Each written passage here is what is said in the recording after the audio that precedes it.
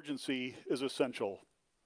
When I look around the globe, Russia, China, Iran, North Korea, and others are increasing their collaboration and their cooperation as their interests align against us. We see this clearly in Ukraine. While President Trump pushes for a peaceful resolution to a horrible war, China continues to fund Putin's war machine. Iran continues to supply technology and weapons. And North Korean combat troops remain in Russia on Ukraine's border.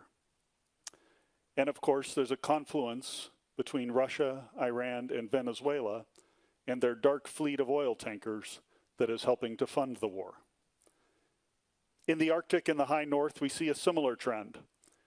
Russian and Chinese vessels are conducting more and more joint patrols. Chinese icebreakers and research vessels are in Arctic waters, and their research is not for peaceful purposes. It's to gain a military advantage. Russia, meanwhile, continues testing advanced capabilities in the Barents Sea. As new shipping routes emerge and new resources are discovered, the Arctic only grows in strategic importance. And all of this comes in the midst of an increasing hybrid threat: airspace violations, GPS and GNSS interference, and the shadow fleet in the Baltic Sea threatening underwater infrastructure. In short, the Arctic, and Northern Europe by extension, has become a front line for strategic competition.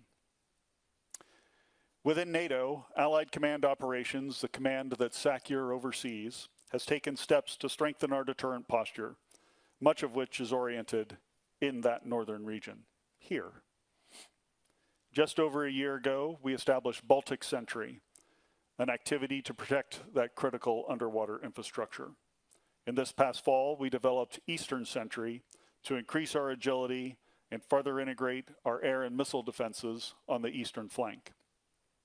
More recently, in just the past month, we've realigned the boundaries of our joint commands, and now Joint Force Command Norfolk brings together NATO's activities in the Arctic under one command, allowing us to better defend all allies in Europe, in the Arctic, and the strategic approaches to North America.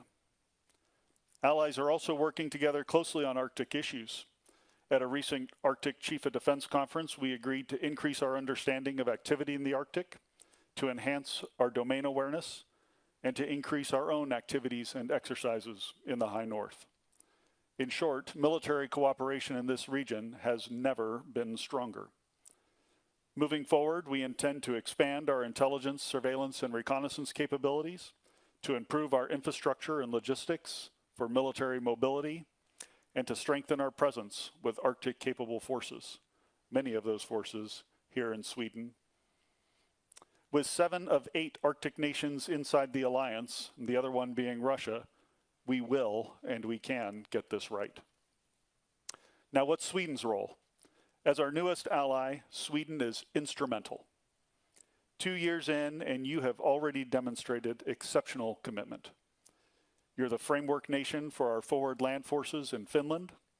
You're filling staff roles throughout my command, especially in critical positions at Joint Force Command in Norfolk and our Training and Assistance Command for Ukraine.